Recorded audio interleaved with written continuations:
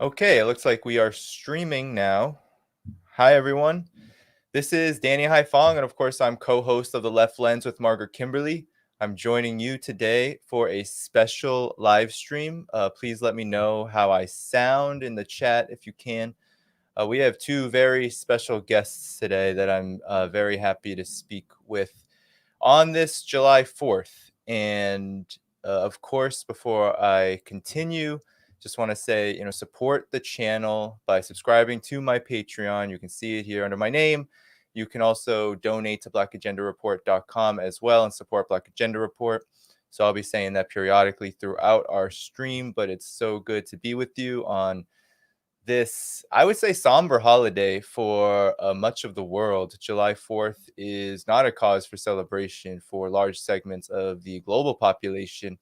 And it also isn't a very celebratory day for those indigenous people who continue to exist and resist colonialism. And it is not a day of celebration for the majority of Black Americans, dare I say all Black Americans, who have experienced the legacy of mass enslavement and continue to experience the twin evils of capitalism and racism on a day-to-day basis. So I wanted to have a conversation with two people that I believed could give a perspective both from abroad. We're going to talk to Carl Zha in just a minute to talk about the 100th anniversary of the Communist Party of China that was celebrated in China on July 1st. And we're going to talk about the differences between what it means to celebrate July 4th and what it means to celebrate the Communist Party of China. Then we'll have historian Gerald Horne on for the second hour to talk about the number one myth of American exceptionalism, which is the origins myth of the United States. So with that said, I wanted to just begin really quick by quoting Frederick Douglass, famous abolitionist and Black freedom fighter, when he was speaking at Rochester Hall on July 4th, 1852, where he said, "What to the American slave is your 4th of July? I answer, a day that reveals to him, more than all other days in the year, the gross injustice and cruelty to which he is the constant victim. To him, your celebration is a sham, your boasted liberty an unholy license, your national greatness, swelling vanity, your sound of rejoicing are empty and heartless. Your denunciation of tyrants' brass-fronted impudence, your shout of liberty and equality, hollow mockery. Your prayers and hymns, your sermons and thanksgivings, with all your religious parade and solemnity, are to him mere bombast, fraud, deception, impiety, and hypocrisy, a thin veil to cover up crimes which would disgrace a nation of savages. There is not a nation on the earth guilty of practices more shocking and bloody than are the people of the United States at this very hour." So I think that is a fitting way to celebrate July 4th here in the United States, reading Frederick Douglass, who really did lay down the facts there that are still very relevant to this day. And that's what we are here to discuss. What does it mean to celebrate July 4th? Really, it is a celebration of imperialism. It's a celebration of white supremacy, and it's a celebration of American hegemony in all of its capitalistic forms. So without further ado, I would like to just introduce our first guest, because I think we have a lot to talk about when it comes to the differences between celebrating the 100th anniversary of the Communist Party of China and July 4th. That is Carl Zha. He is the co-host of Silk and Steel podcast, and you can find him on YouTube at Carl Zha. And here he is. Hey, Carl. Hi, Thanks how for are joining you? me. I Hi, am Danny. good. It is so early where you are based. You are actually on Beijing time, but you are in Bali. So, hey, good morning to you. Good And morning. so, yeah, let's talk about this, because the US media, and you have done a lot of debating of the so-called China watchers, but we had everyone from Bloomberg, the New York Times, talking about the celebration of the 100th anniversary of the Communist Party of China.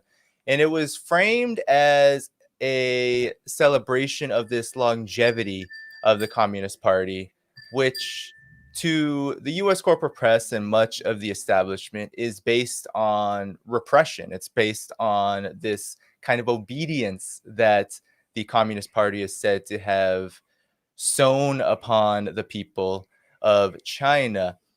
And it's getting much more difficult, I feel like, to repeat these anti-communist tropes around China at this moment, because China is ascending economically and it is achieving these monumental gains that are impossible to ignore. And especially it's impossible to ignore from all parts of the world, whether it's Europe, which is what is sometimes unhappy to say that China is its largest trading partner, and the fact that the US and Europe are losing a lot of ground in Africa and Latin America because China is offering really tangible economic benefits to countries across the global south. So what does it mean? What did it mean for the people of China to celebrate the 100th anniversary of the Communist Party? Because I think we need to, here in the United States, be able to distinguish what a legitimate celebration is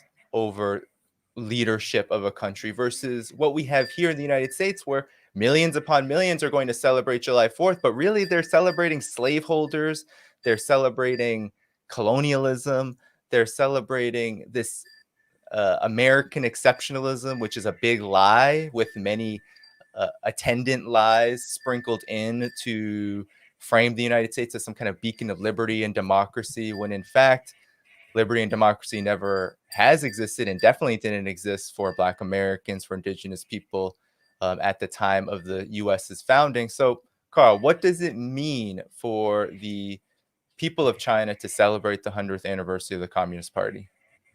I think for most people in China, this is really a celebration of the good life they have, the prosperity they're finally enjoying after, a century of humiliation, after the foreign powers who had imposed many unequal treaties on China have been kicked out, and now China and Chinese people are finally enjoying their own sovereignty and a peaceful existence and the new prosperity brought on by it. And I think that's what it means for most people.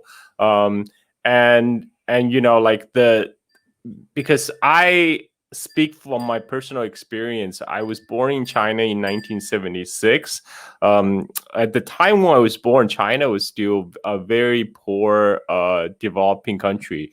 And in the span of 45 years, China has made tremendous progress. I mean, like, that's for all the world to see.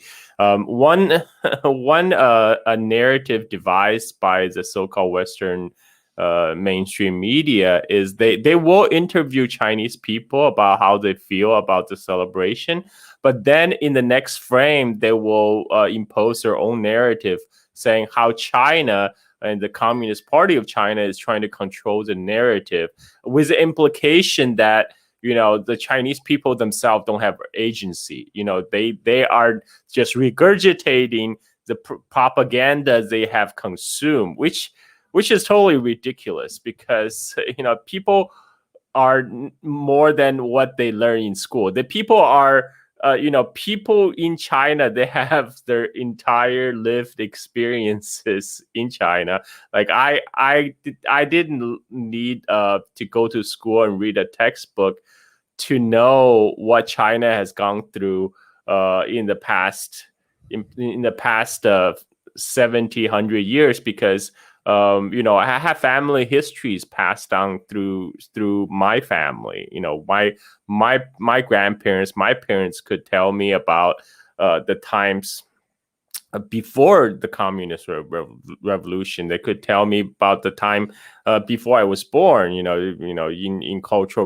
time of cultural revolution, and I have witnessed firsthand the tremendous progress China made after the opening and reform era began. I mean, I was born on the day I was born basically when the Cultural Revolution ended and the new era began. I have tweeted about this. I mean, ever since I could remember, things are getting better and better in China, which is reported when we report it in the Western media. They also say every year things are getting worse. I don't understand. I mean, I don't know what their reference is. Is it getting worse compared to like 2010, compared to 2000, compared to 1990? That's not my experience, and that's not the experience for most Chinese people in China. That's I mean, it's just very ridiculous. So yeah, I think most people are celebrating finally after a period of horrible turmoils in China, that finally the peace and prosperous lives they get to enjoy. Indeed. And I want everyone to, after they listen to this stream, in a couple of hours, go to Fairness and Accuracy in Reporting, because they just published an incredible, very short article on just the way that the U.S. corporate media, at the same time that the celebration was happening and leading up to it in China, the United States media, from the Wall Street Journal to the New York Times, was saying that Joe Biden is not being aggressive enough toward China. And Carl, you were on with me in, I believe it was just a few months ago, to talk about the anti-Asian racism that has been flourishing in the Western world, in particular the United States. And this is a huge component of it, that the corporate media, and a lot of it are business interests, a certain segment of business interests, but big business interests especially the defense industry, the weapons manufacturers, continuously crying and demanding and pushing the U.S. foreign policy establishment to become even more aggressive, saying that the United States needs to build more nuclear weapons and get ready to use them. This is the argument being made in the pages of the Wall Street Journal. And I wrote an article just a little while ago, last month, I believe it was 6 weeks ago, and it was about how a corporate funded think tank, the ITIF, which is this huge big tech think tank with connections to all sorts of defense industries, and it was arguing that the big problem with China's high-speed rail development was the fact that China's government, the state, was bankrolling it, that the state-owned corporation has a monopoly, and that China won't just allow foreign corporations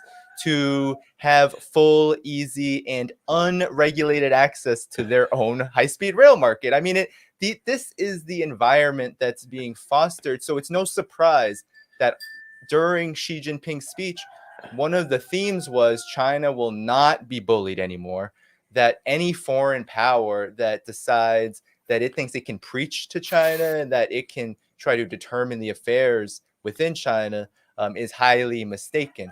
So speak to that element, because I feel like, I have contacts in China. I know you have a lot of contacts on China, and that's a theme that I hear. There's this very, I would say, vigilant and growing nationalism and pride in the country that is a lot about defending all that the country has accomplished since 1949 from what is an increasingly aggressive posture from the United States and its allies. And unlike even 12, 15 years ago, that is no longer something that it seems like the Communist Party of China in its political line is willing to accept and just brush under the rug. Now it is a public debate, and I think that's very striking and very important. So do you want to speak to that development? Because it was a huge theme, and the media covered it as China wants to, the Western media, China is going to get even more aggressive in its own borders and more aggressive in its own region, a theme that we hear over and over again. But really, it's a response to aggression coming towards China from the United States, from very far away places, mind you, thousands of miles away, the United States, Europe. Anyway, if you want to just comment on that. Yeah, actually, the Western media made a big deal out of Xi Jinping's speech about China will no longer be bullied, and they seized upon a intentional mistranslation. So they said, "Oh, Xi Jinping said he's gonna crack heads and make it bloody." But what Xi Jinping actually said was, if anybody seek to bully China, they will find themselves hitting their head on a steel wall made of 1.4 billion Chinese people. And of course, he used a Chinese idiom, which means you hit your head bloody on on the wall, which is same as, English expression of hitting your head on the wall. But people people in New York Times, Wall Street Journal, Bloomberg, etc., they're like, oh my God, Xi Jinping used such graphic language, cracking heads and make your head bloody. Like, look, the premise of that is, if you choose to bully China, okay, so why would you cry about not being able to bully China? I mean, this is what kind of the rhetoric it comes down to nowadays in the mainstream media. They're really crying about not being able to bully China at their will. I mean, that's exactly what Chinese people are celebrating. They understand that, and that's why when Xi Jinping said that on top of Tiananmen Gate, he said that to the thunderous applause from the audience, because he resonates. And of course, it's up to the mainstream media in the West to spin it and make it seems like, oh, China is getting aggressive, because they won't allow themselves to be bullied. How terrible. What do they think they are? How dare a country defend itself and talk about not wanting to go back to the early 19th century, when hundreds of millions were perishing from starvation and disease and violence from secret police forces. How dare that be the case? So it's pretty easy, right? I think right now to see the huge contradiction in how the West in the United States portrays something like the celebration of the 100th anniversary of the Communist Party of China and the reality in China, right? Just late last year, China celebrated the eradication of extreme poverty, an immense achievement that is really unheralded in modern history. China has become a world leader in renewable energy production and consumption, and we see how Joe Biden has responded to that by sanctioning Chinese solar companies in Xinjiang, a very counterproductive move, to say the least. And we also have the fact that the standard of living, wages increase annually in China, the life expectancy rises in China every single year, and the disposable income in China is much higher than it was. And then the development of technology. You speak a lot about technology on your channel in regards to China's rapid growth of 5G technology, artificial intelligence, high-speed rail. All of this shows this ascendancy. And so when people in China poll upwards of 90, 95%, 98%, given the containment of the COVID-19 pandemic in support of the central government, it's pretty easy to point out the contradiction. But what I've noticed is that now the so-called China watchers, the corporate media, the United States and the West, now they're going back. I saw Melissa Chan talk about this so-called journalist, Melissa Chan, talk about how the horrors of China, the Communist Party's early history, right? Now they want to go back to the Great Leap Forward. They want to go back to the Cultural Revolution and talk about all those millions of dollars. I've gotten this, right? I was so many mentions, right? You're not mentioning the millions that starved, right? And the millions that died, directly basically parroting the Victims of Communism Foundation and how they always talk about it. Under communism, everybody just dies and perishes. But they're pretty easy numbers to dissect. Like after the Cultural Revolution, life expectancy in China was more than 20 years above what it was before the 1949 revolution. So there was, there's pretty easy data to dissect how those numbers are exaggerated, if not made up. But tell us, how should we be responding to these kind of, I would say, bad faith arguments about China's early history of the Communist Party? Because it's that history which will always be contested terrain. No matter how much China progresses now, it will always be it's always kind of like a gun in the holster for anti-communists to use, because people are so ignorant about the history of the early period of China and what it really had to build from as it became New China in 1949 and as the Communist Party assumed leadership. So what should we know about that period? And yeah, could you get into that for us? Yeah, people, of course, making these ahistorical comparisons, and they make arbitrary cutoff date in 1949, right? As if before 1949, the founding of People's Republic, China is this paradise, right? I mean, yeah, it's probably paradise if you are rich, if you're a rich landowner. You're a landlord, yeah. That's yeah. what I was gonna say. I mean, but they ignore the constant suffering, the rampant opium addiction, the extremely harsh condition that the Chinese people lived under before 1949. This is well documented. There are many documentaries. You can pull up footage from 1930s. From anywhere from like Boxer Rebellion in 1900 to the Japanese invasion in 1930s and 1940s. And yes, it's the fact that people have to go. Cultural Revolution ended 45 years ago. I was born when Cultural Revolution ended. I'm almost 45. And also another thing people will go to is the Tiananmen Square protest. Tank Man, right? Tank Man. Yes, which is 1989. That is more than 30 years ago. So people have to constantly go back 45 years, 30 years to criticize the action of the Communist Party of China. That means they don't really have anything of substance about today. And also to compare that to, say, United States, the Communist Party of China, they learn from their mistakes, right? I mean, like they publicly talk about the mistake they made during the Great Leap Forward. They talk about the mistake they made during Cultural Revolution, and they have learned from that. And we've seen that, how China, for example, how China handled the COVID outbreak, right? And they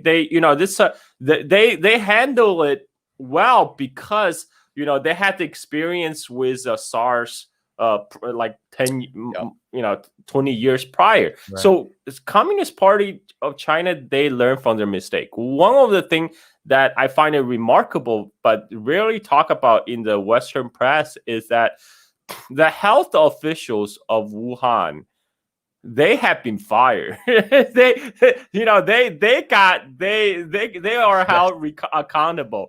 No public officials in the United States have been held accountable for hundreds of over 600,000 dead Americans. This is just a travesty. We talk about U.S. democracy as kind of the ultimate shining city on the hill, and then here we are.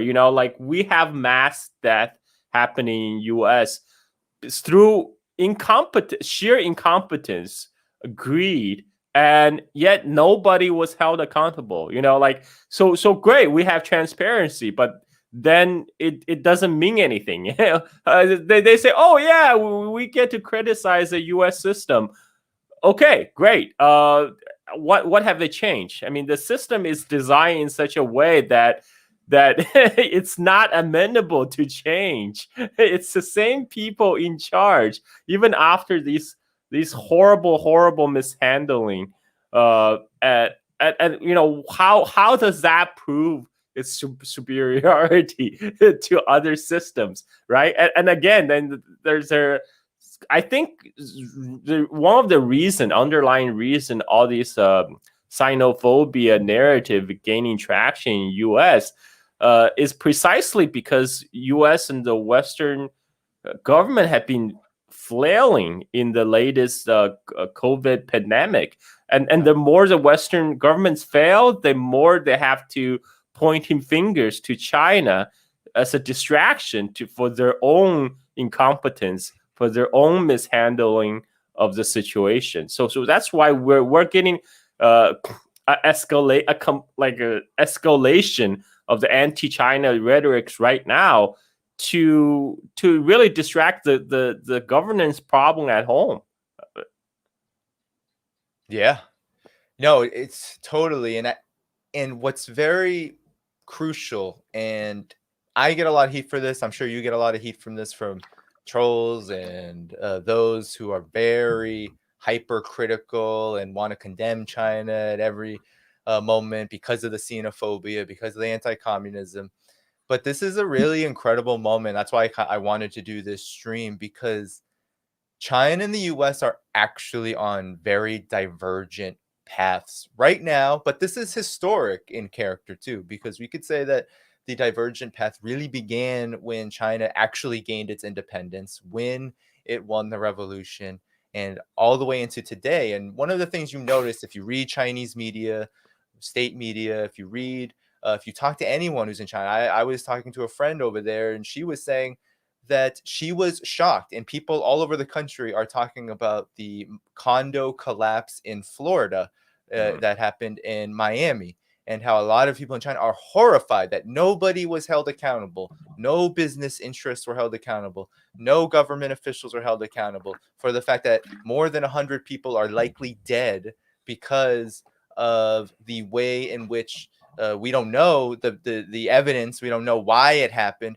but we know that it has something to do with how that building was built, why it was built. We know this from living in the United States. You don't have to read a lot of books to know that the housing market is an extremely speculated upon, totally private venture that really isn't for human need. It's really for the profits of big finance and big real estate.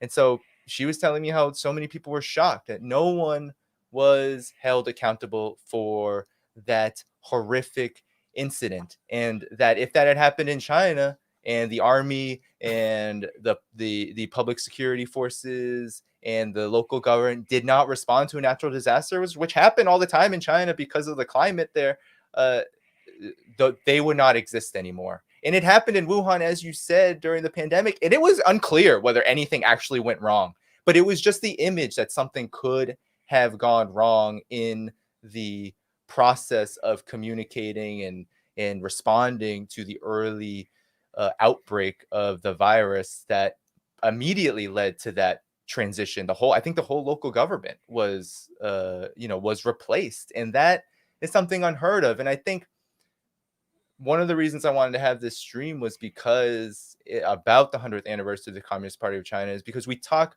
all the time in the US corporate media about the new Cold War and how it's being pushed and the aggression, but we don't always get to acknowledge the fact that there is something really good happening right now. And that is the fact that China is building this path that is honestly a much more preferable path for much of the world, because much of the world is outside of Europe, the European orbit, the Western orbit. They're looking at China and saying, wow, that high-speed rail development is incredible.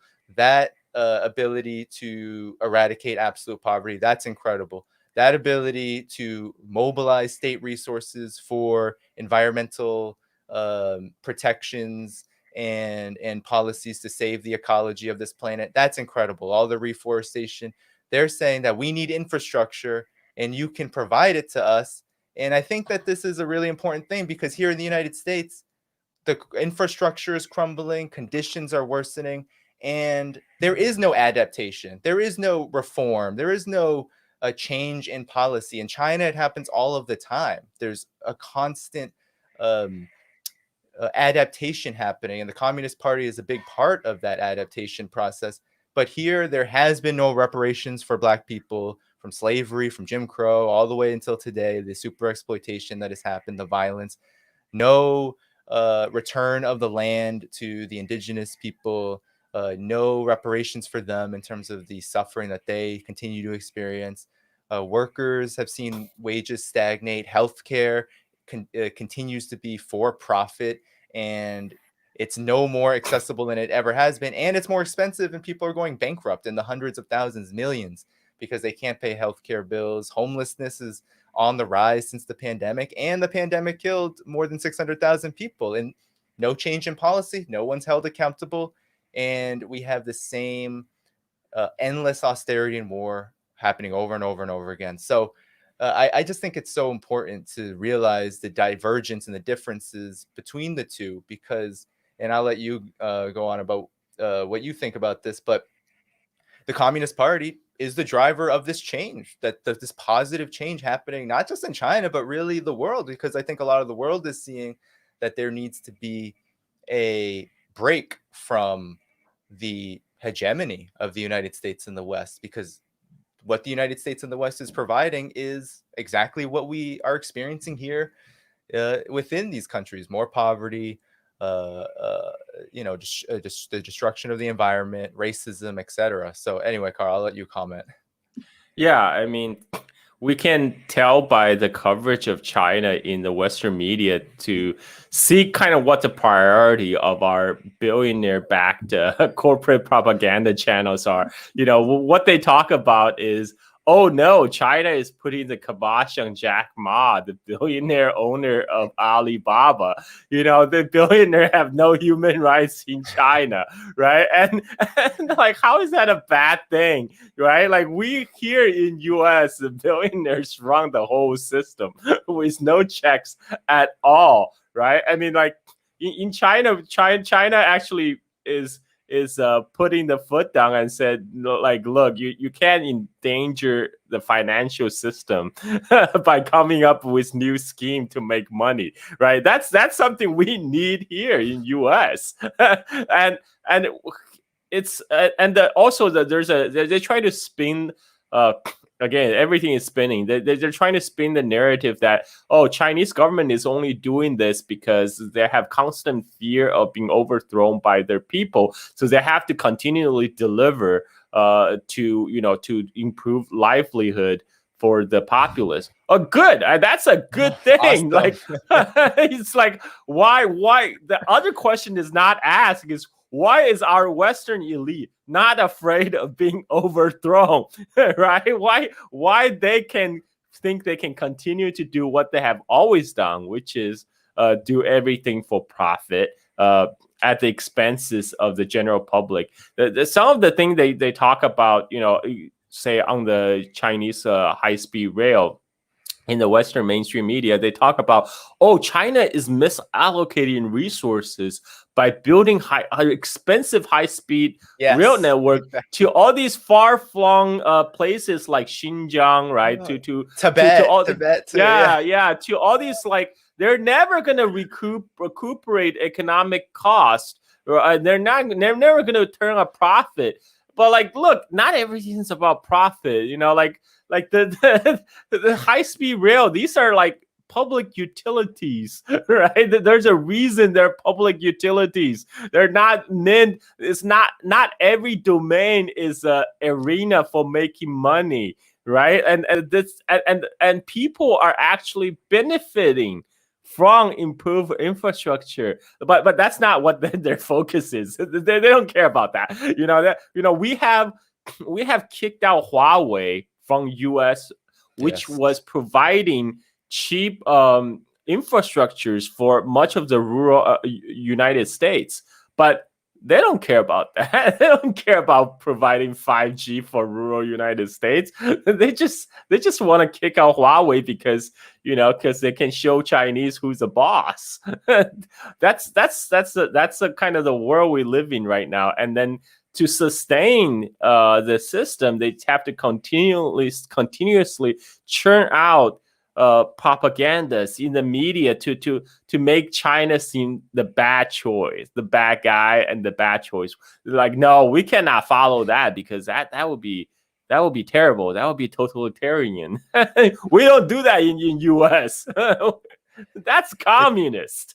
It's incredible because even Michael Hudson, who, he's a Marxist economist, but he's been around for a while and he has been in establishment scenes, and he says himself that public utilities used to be a quote unquote normal thing in the United States and the Western world, right? That public utilities were something that even benefited business, because when you subsidize as China would call it, the commanding heights, when you actually have a base infrastructure from which private industry can cheaply produce goods, then business kind of wins in that realm, and that has helped China a lot to be able to keep those commanding heights in place. It benefited their domestic industries, and now we see it with this booming, the social media industry, high tech, all of it. I mean, that wouldn't be possible without the commanding heights and energy, transportation, all of that being public, being nationalized. But now, because of this age of austerity that the United States and the West is in, these investors, right, the financiers, finance capital, and their military backers, because they have the military in their pocket, the military industrial complex, they see it as an existential threat, just having nationalized industries that can develop an economy and be planned in such a way, God forbid, by a communist party that pays attention to people's needs. You know, people need to travel. You cannot have a functioning economy in China without people who live in these remote areas like Tibet to be able to travel across the country, to be able to travel to Beijing, to be able to get to Guangzhou, wherever it is. If you can't travel there, then the economy is going to sputter. It's going to malfunction, and you're going to have a lot of problems. But China's been largely able to avoid economic collapses and crises in 2008, 2020,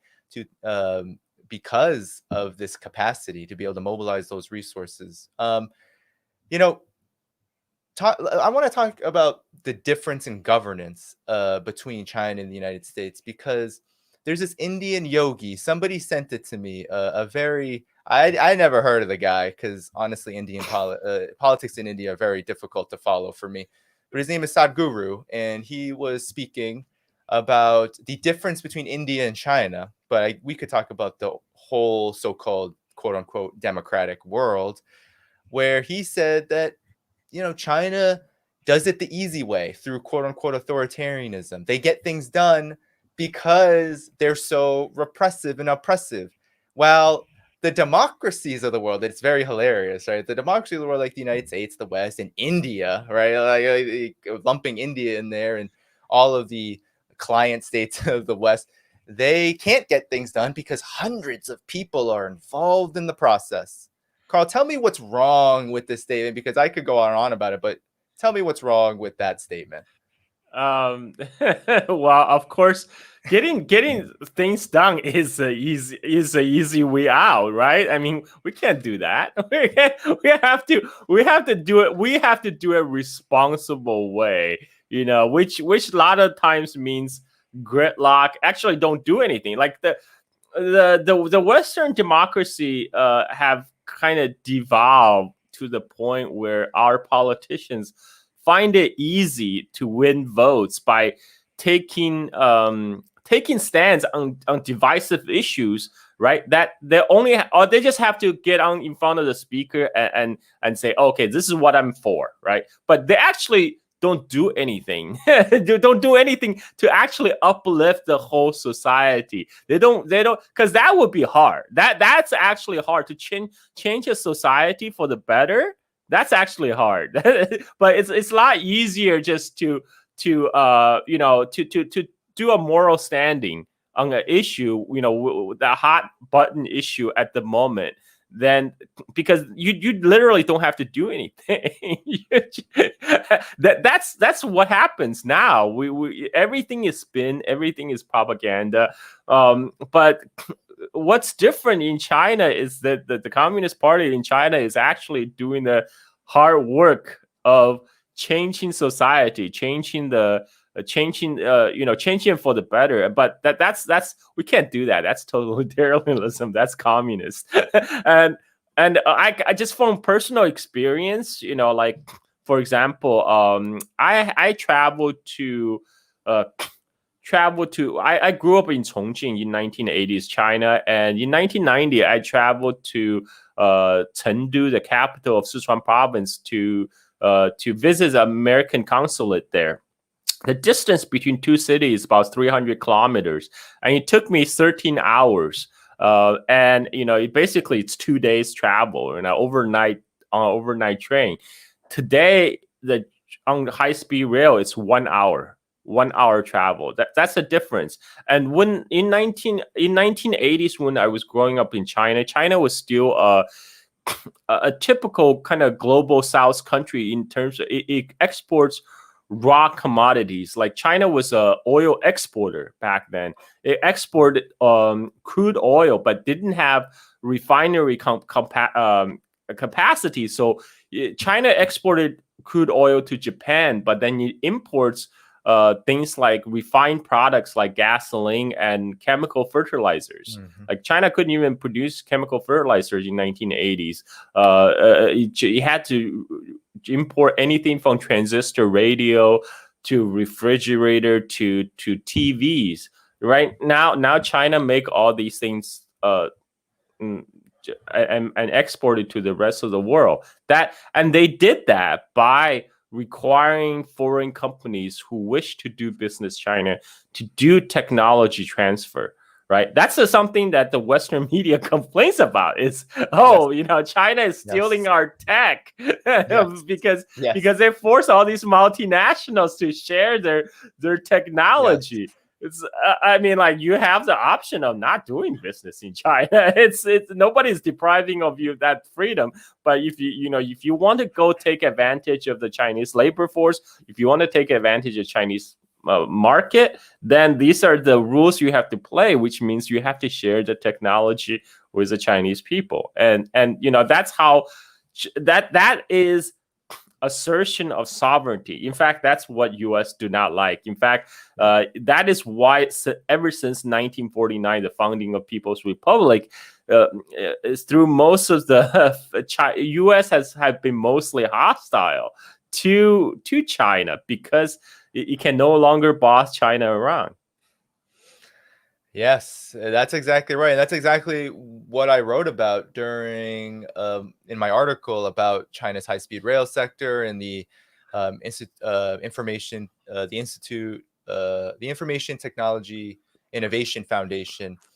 They were complaining about forced technology transfers, as you said, and you try to pierce through what's like 50,000 words. It's a book. It's supposed to mirror some kind of scholarly article, but it's not scholarly at all because it's literally just citing corporate media, citing themselves oftentimes, and even citing Chinese media, which I'll give them credit for doing, even though it contradicted a lot of what they were saying. But the main premise of forced technology transfer, which is the basis, as you said, of this whole China stealing our tech and it's stealing our patents, right? It literally, and they go over the process of the joint venture process. All it is a very standard practice for any country, any economy that hopes to not be subjugated by bigger economies, right? Any small, underdeveloped economy doesn't want to be subjugated will do this. They will enter into joint venture agreements with domestic industries, private or state, and say that the domestic company needs to have at least 51% of the profits and 51% of all shares, meaning that it retains majority ownership of the venture no matter what. Which only makes sense if you're asking foreign companies to come in and assist with a project. You do not want that foreign company to dictate the affairs of the country or the economy. That is such a basic premise, which has roots in a lot of history dating back to the world historic struggle between capitalism and socialism, or even just capitalism and colonialism and national liberation movements. That's just basic stuff. So, I want to just maybe close because we have about 10 more minutes before our next guest. Tell me, why is it that the people of China pull so high in your kind of succinct analysis when they are asked about their favorability of the central government? Because I think this is very important for people to hear, as the recent polls, the Harvard Ash Center study said 95% favorable. Then another sociological study that was done recently said 98% after the pandemic. And a lot of the response to that is, well, everyone is just so scared in China of their government that if they say any different, as if these anonymous polls are being, tallied by China's government, said, oh, we're going to get you if you answer that poll wrong. what is the real reason, I guess, succinctly, to close this off? Because I think on this July 4th, is everyone celebrating some mythical American exceptionalism about the founding of this country? We need to hear what makes the United States so mad when it comes to China. And I think the reasons are the answer to this question. So why do the people of China support the central government so much right now? Yeah, I mean, Chinese people are not like the babes in the woods that they can easily be hoodwinked or brainwashed. They can see through their through their lives how their lives are improving, and especially through the handling of the pandemic, they could see how effective the Chinese government have been in responding to the pandemic in the very, very early stages. And then they can see the floundering of the Western governments, particularly US and in Europe. And they can see the contrast. And they're grateful. They're grateful they live in a country where the government is actually effective and respond to the public needs. I think that is very self-explanatory for the high approval rating of the Chinese government inside China. Yeah, no, totally. I mean, it just makes sense. It's very basic. I mean, there's so many reasons, and apologies if there's any background noise. It's New York City and you can never stop the noise. But the premise for why people in China would support the government is very simple. And I think we would see, and I think we would see similar things here in the United States if the same were true, because it's so obvious that the United States has these interests when it comes to being aggressive towards China. But the fact that the propaganda is working, I think, shows an inherent weakness in what's happening here in the United States with the so-called progressive and the left movement. I want you to comment on this before Gerald Horne comes on. But because in the United States, you have 80% of Democrats, 70% of the entire population, they want Medicare for all. They want healthcare that is free and that will, help them live a little longer. Life expectancy is on the decline. They want a living wage. More than half the population wants a living wage. There's so many things that the government could do in the United States if it was constructed to do so, that would, I think, garner a lot of similar sentiment. People would support the two-party duopoly if it did bring about the needs of ordinary people. But that's just not the case. So, what is it? And I want you to comment on our progressive and left friends, because a lot of them have drank the anti-China New Cold War Kool-Aid. Even, now a lot of folks are getting into the Wuhan lab, conspiracy about the virus maybe being accidentally released from the lab. I think all of this shows an inherent skepticism of China, which I think reflects upon some of the inherent limitations here. I don't know if you want to comment on that, but I'm very disturbed by how easy it is for leftists, progressives to lose the plot, forget about their own situation, and start talking about how China needs to be more transparent about COVID-19 and start talking about the authoritarianism there, when here, I mean, is there anything more "quote unquote" authoritarian than a government not meeting people's needs and then sending the police and the dogs after you if you fight for it? I mean, that's kind of what the story of the U.S. is. But anyway, I'll let you comment to close. Yeah, unfortunately, propaganda works. I mean, the U.S. Corporate propaganda channels are following the playbooks of the Nazi, propagandist. What the Goebbels said, just repeat the lies 1,000 times, right? It becomes truth, and that's what they're doing. They're throwing shit on the wall, and what it sticks when it comes to China. I mean, there are U.S. leftists who sees through that about U.S. imperialism, say in Latin America, because I think there's a natural familiarity with the culture and the politics in Latin America because it's a lot closer to home. But these same leftists then are anti-China, which there's a big disconnect, because when you say you are in solidarity with Cuba, with Venezuela, with Bolivia, right? And you see what the leaders of these countries say. You see what Yes. Fidel Castro say. You say, Yep. you see what Chavez say. Everybody says China is a great country. Yes. It's being a great friend to help us develop a socialism in our own country, right? So there's a disconnect here. I mean, like, really, just I think most of it stems from ignorance, because all our information in the West now has been about China has been inundated by corporate propaganda. Right. If you look at Vice, BuzzFeed, CNN, Washington Yep. Post, it's Yep. all the same. It's all the same stuff. I mean, even the Euro channels are not any better. I mean, BBC is not any better. So I think I encourage people to read more about China outside of these traditional corporate propaganda channels. Maybe travel to China once a pandemic is getting better. Make some Chinese friends. Like to see how they talk about their own experience in their own country. I highly recommend go visit China, because seeing is believing. Like, I thought I was pretty, hooked into China by having the connections, have been active in social media.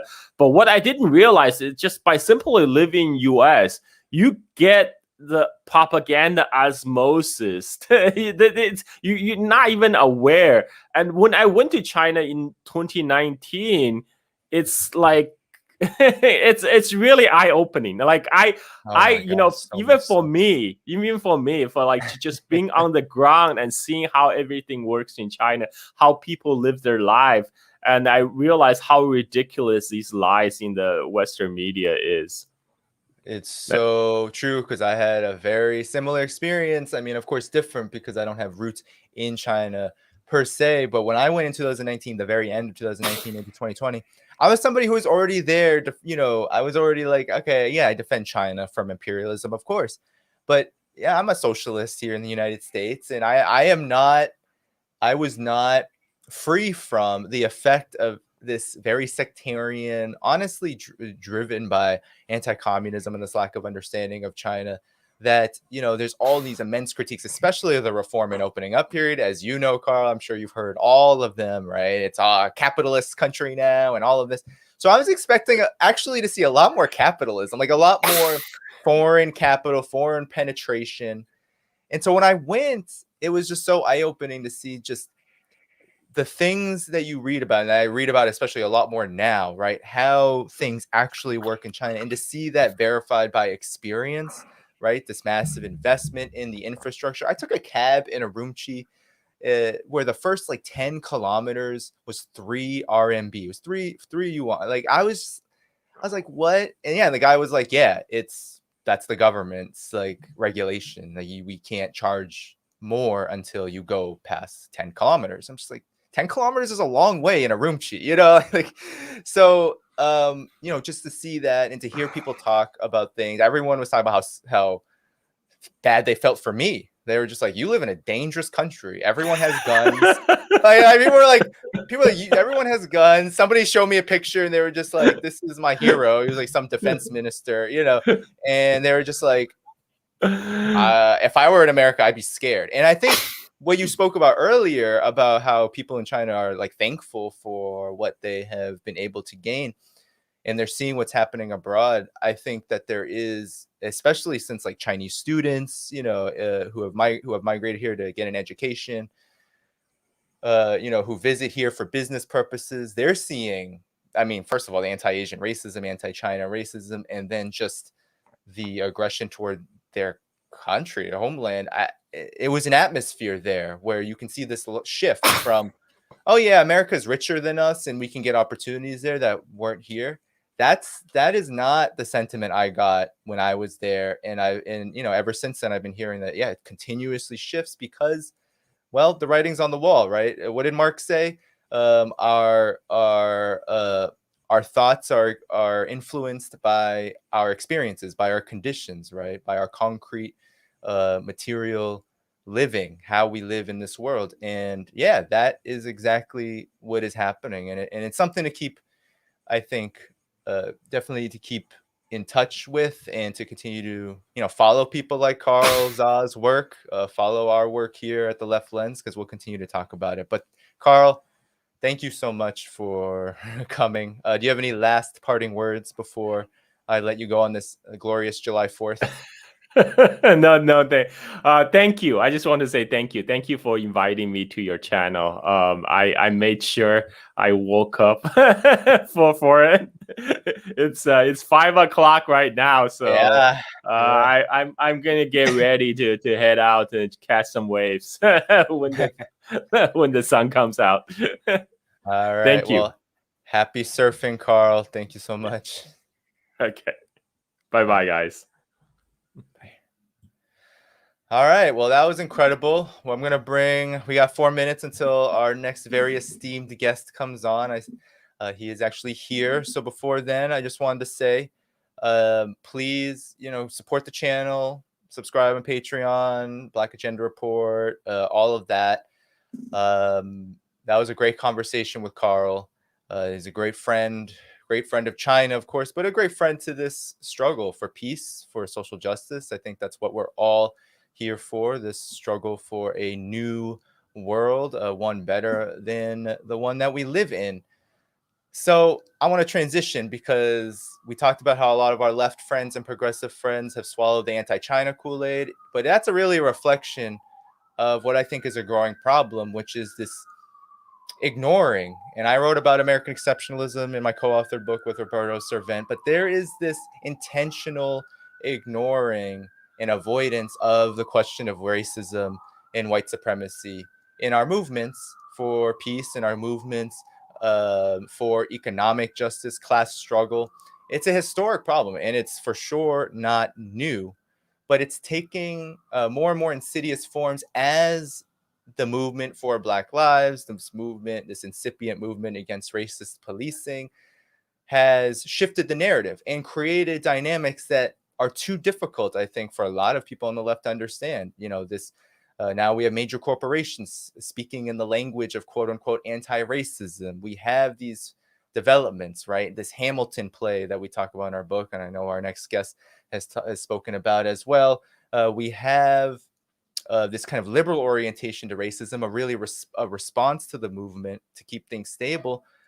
But they've gotten ahead, and our next guest will talk about this. They've gotten ahead of a lot of the left, a lot of those professing class struggle in talking about racism, talking about white supremacy. But it's July 4th, and we cannot avoid it any longer, and we definitely cannot avoid it on this day. So I want to bring on our next guest, because white supremacy is so important to understand, and I don't think there's really anyone else better to understand it. So he is already here. Dr. Horne, thank you so much for joining me today. I love your work. Thank you so much. Thank you for inviting me. Yes. So, you are the author of more than 30 books. One of my favorite books, actually, is The Counter-Revolution of 1776, Slave Resistance and the Origins of the United States of America. And it is July 4th.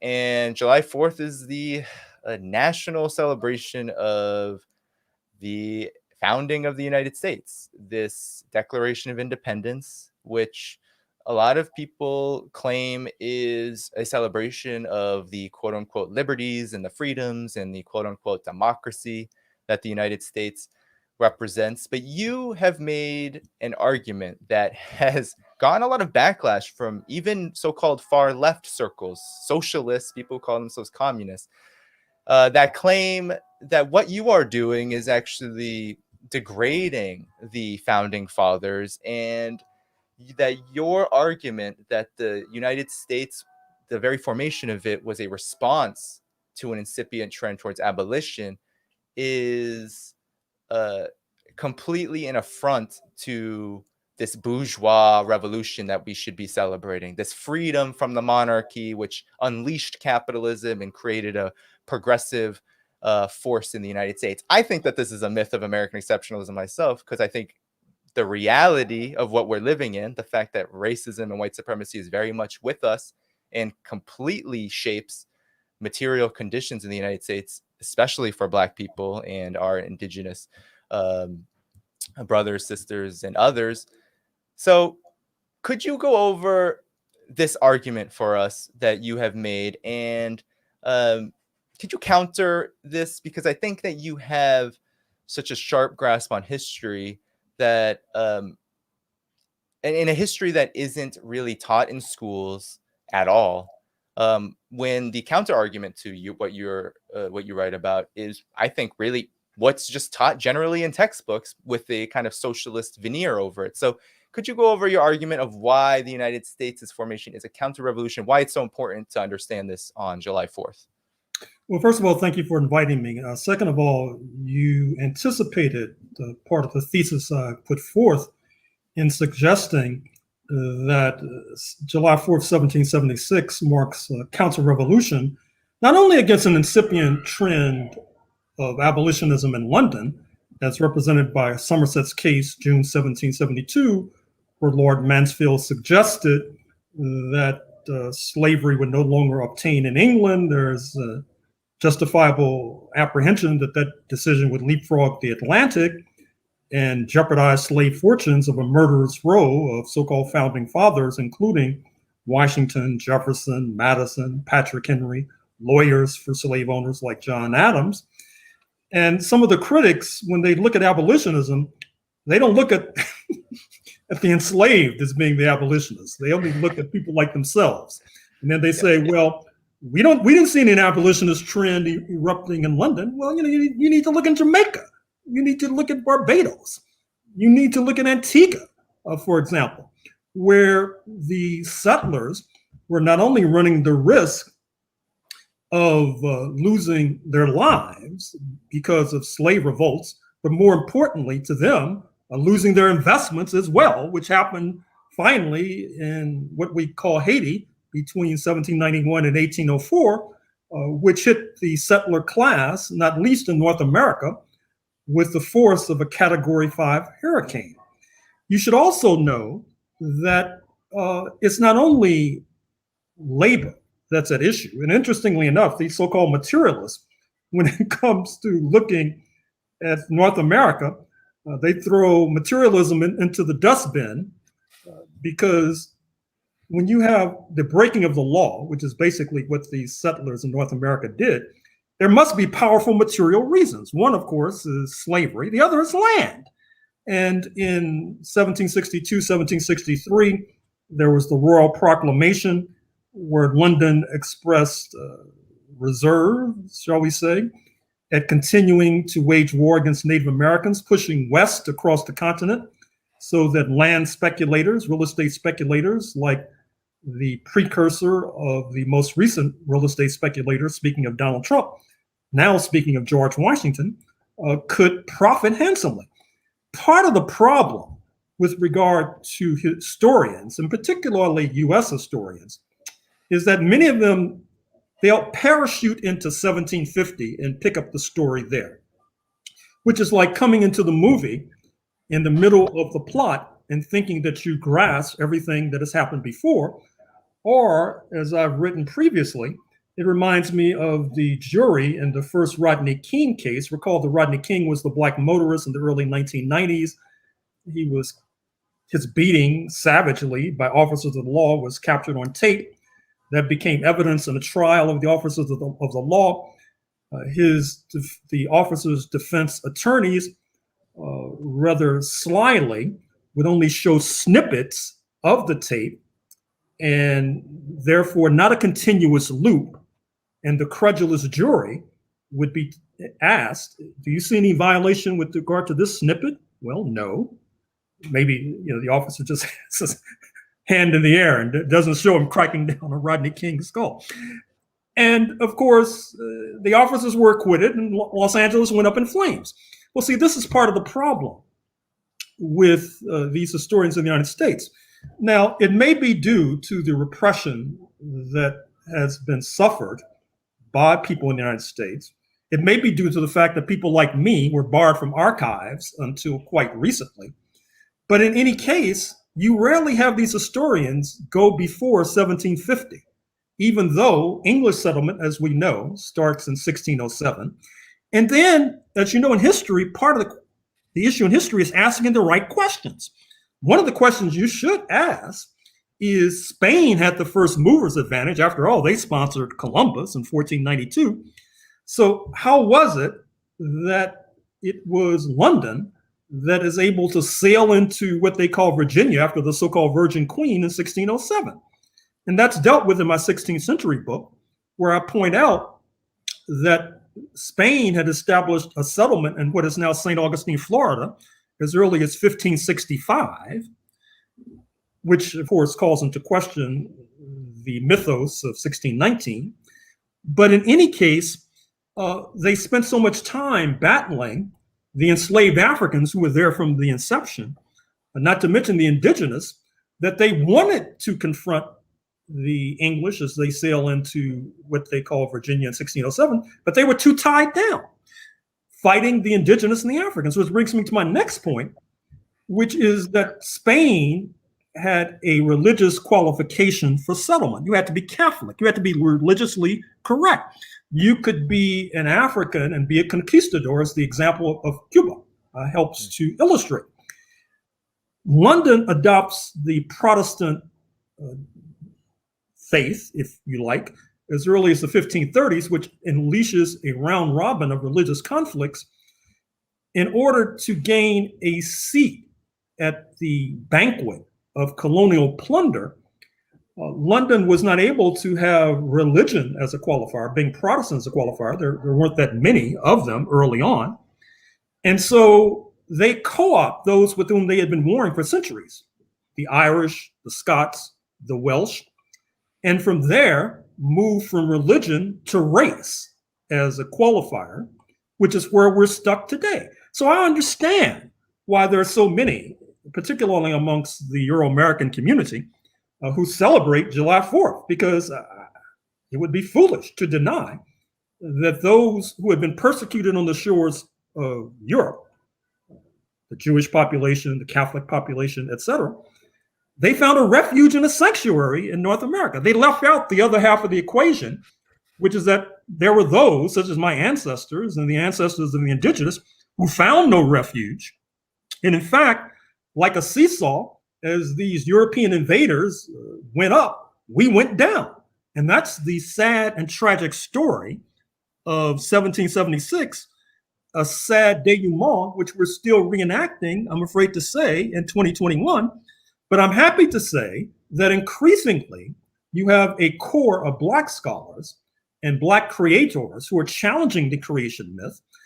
Just as you pointed out in your opening remarks, it's not necessarily all coming from the poor and disenfranchised in the Black community. I'm thinking of the filmmaker Raoul Peck of Haitian origins and his spectacular 4-part documentary series, Exterminate All the Brutes, a sweeping castigation cum analysis of settler colonialism, a term conspicuously missing from the ordinary vocabularies of many on the left. You wonder, I mean, they use it with regard to Israel and Palestine. I mean, you had European invaders who came and ousted the indigenous. I mean, isn't that settler colonialism? I mean, come on. And of course, there is the book by the scholar Tyler Stovall, White Freedom, which critiques not only 1776, but the entire Enlightenment so-called project. And then, of course, there's the notorious 1619 project out of the New York Times. And of course, there's Ishmael Reed, the paramount Black intellectual of Oakland, who did this spoof of the Manuel Miranda extravaganza, Disney come Broadway extravaganza, Hamilton, where he points out the reality with regard to Hamilton marrying into a slaveholder's family.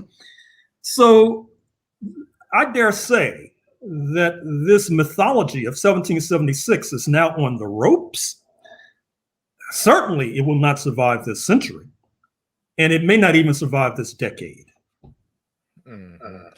Yes, exactly. You know, what you're saying is so critical, because how I see it, is there echo? I don't know. Maybe I can mute you. Hold on one second. Sorry, Gerald. So it's so important what you say, Dr. Horne, because settler colonialism, white supremacy, it is not being talked about in relations to this, not only this day, but I think just how we orient ourselves in this struggle, right? This struggle against the US power structure, capitalism, imperialism. And what I find so troubling is that when there are expressions of Black self-determination, like what we saw in 2020, this last year, into this year with the historic protests against racist policing, what we had experienced since 2014 in the death, in the vicious lynching of Michael Brown, we often are just having these debates where we even just have to introduce the idea of self-determination and settler colonialism, these terms that you're speaking of, just into the debate. And we have to start from scratch. I feel like that's where we often are starting. You wrote a great piece recently, actually, that was republished by the Monthly Review against, hold on one second. Remind me of the title of your recent piece.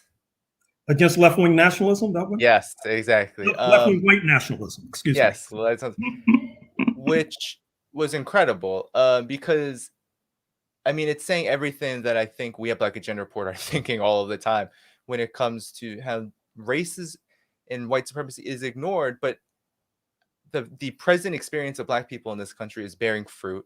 The majority of the world is experiencing white supremacy on a global scale. And so I would, I want you to, if you could, give us a picture of what you write a lot about, which is the role of Africans, the role of the enslaved in pushing history forward in the colonial context of the mainland colonies, because the breakaway from Britain is often just viewed as the colonists were sick of tyranny from the motherland, right? And that was it. But yet there were all of these rebellions that were happening, and you put up a very good argument that Africans en masse, the vast majority of them, the enslaved, were siding with the British, and that there were cases in Florida, in Spanish colonized Florida, where Africans were being armed and they were throttling South Carolina, for example. Could you speak to this in some detail for us? Because I think it's so important. And then how does it relate to the current historic experience of Black people in the United States? Well, you're raising a number of points. With regard to the revolt south of the Canadian border against British rule, once again, people need to ask the question, well, why didn't Canada revolt, for example? And particularly since you obviously have this restive population in Quebec. It was restive in the 18th century, it's restive today. And you know them by their fruits, by their fruits you shall know them. And so why is it that the so-called revolutionary republic established post-1776 has a pay or die system with regard to healthcare, whereas we can only dream at this point about the single payer healthcare system that people in Canada enjoy? Shouldn't it be the other way around? I mean, shouldn't the so-called revolutionary republic have the social welfare benefits? Isn't that what revolution is all about? Bettering the lives of the masses?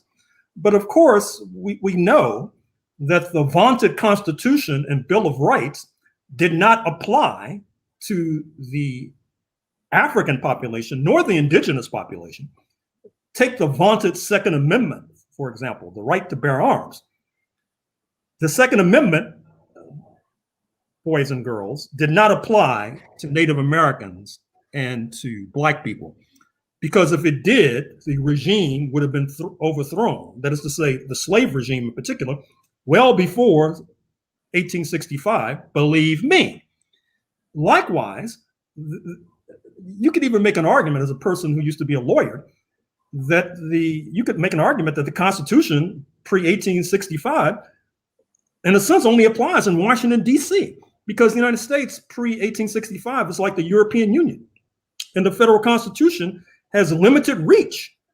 And so if you look at the right to be free of illegal search and seizure, well, first of all, if you lived in a slave cabin, you had no right to keep the slave master out of the slave cabin if they wanted to barge in. I mean, hello, this should be obvious. And the fact that people either don't think about these issues or they think falsely and correctly about these issues helps to explain why we're in such a deep hole, why you had on January 6th an attempt to violently prevent the transfer of power from one bourgeois administration to another bourgeois administration, and why it is that the so-called European allies of the United States, as represented by Mr. Biden's trip to Europe just a few weeks ago, they're all hedging like crazy. I mean, they must be studying lessons from hedge fund billionaires in terms of how to hedge, because as they survey the landscape, they fully anticipate a return of the Trumpistas in November 2022, and certainly by November 2024. And if that case, in that case, of course, is Katie bar the door in terms of the further shriveling of democratic rights. And by the way, whatever democratic rights that we enjoy in North America, please do not give credit to these wig-wearing, tight pants-wearing so-called founding fathers. That is to say that the rights we enjoy, we took over their objection. In fact, you can make an argument that some of the recent decisions of the US Supreme Court, circumscribing the right to vote, for example, the recent decision on Thursday, which gutted the Voting Rights Act of 1965, and its companion decision, which is the evil twin of the Citizens United case of a decade ago, which will allow a tsunami of dark money to flood into elections without any fingerprints on it. You can make an argument that the Supreme Court, in some ways, they're, as they say, they're going back to the original understanding. You should take them seriously of the Constitution, which did not necessarily include people like myself. And the sooner that our so-called left-wing friends wake up and smell the ink on the parchment of this overrated document, the better off we'll be. Which brings me to another point, which is that every rebellion against British rule is not necessarily a step forward for humanity. Look at Rhodesia, November 1965, when the Rhodesian Front, a runaway white supremacist regime, sought to emulate apartheid South Africa by breaking away from London's rule. This is today's Zimbabwe, because London, they thought, was moving to one person, one vote, jeopardizing white supremacy. And of course, Ian Smith, the leader of the Rhodesian Front, as I said in my book on Zimbabwe, he thought he was walking in the footsteps of 1776. He said as much, in fact. And if you look at Algeria, for example, when the French settlers in the 1950s began to revolt as they thought France was about to pull the plug on the settler colonial enterprise, they even went so far as to try to assassinate Charles de Gaulle. Was that a step forward for humanity? The fact that you're trying to prevent African majority rule? So once again, I think that these theses of these people who are prattling and prating about issues that they know little or nothing about really need to be called to account. And minimally, they should ask the question, why is it that we're sitting here in North America speaking English in light of the fact, as I said, and as you already know, Spain had the first mover's advantage? Yes, indeed. Let's move to the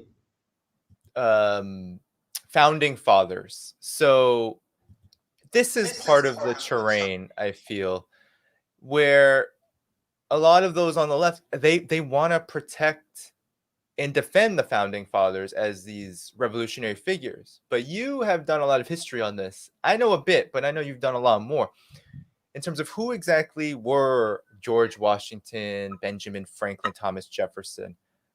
All of them owned slaves. All of them were slave owners. You've mentioned that George Washington was a land speculator. So the proclamation of 1763 was a very deep annoyance to him in that he wanted westward land. He wanted to expropriate more indigenous land. Could you talk about who these folks were and why it's important to understand their class character and what they represented as these so-called representatives of this quote-unquote American Revolution? Well, if you understand their class character, you may be able to understand their class project. You may be able to understand that the United States of America, which eventuates from their successful revolt against British rule, which, by the way, would not have been successful but for French intervention on the side of the settlers, as France was seeking to settle scores with this longtime antagonist across the Channel, speaking of London. And indeed, it backfired, since France had to go into debt in order to satisfy the voracious claims of these wild spending settlers. And going into debt then caused them to try to wring more free labor out of the enslaved in the Caribbean, which leads directly to the Haitian Revolution, which is the true revolution of this era in which we're discussing. And interestingly enough, even some of the most so-called advanced of these settlers, they were not in favor of the Haitian Revolution. In fact, in my book, Confronting Black Jacobins, I start with talking about George Washington's pained reaction in September 1791 to the early news that the Africans were on the march in the Caribbean. Now, wouldn't you think that these so-called revolutionaries would welcome another revolution? It's interesting. The historians have now done what Washington et al. Didn't do.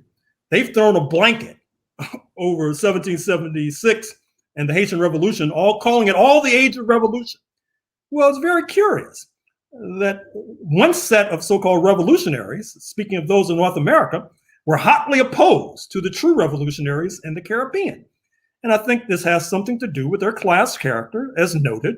Many of them benefited handsomely from enslavement of Africans. Thomas Jefferson in the first instance, because he, of course, has been exposed as hypocrite number one, insofar as he was not only a beneficiary of enslavement of Africans, but then had the audacity, temerity, perhaps criminal intent to impregnate one of his slaves who was apparently a teenager.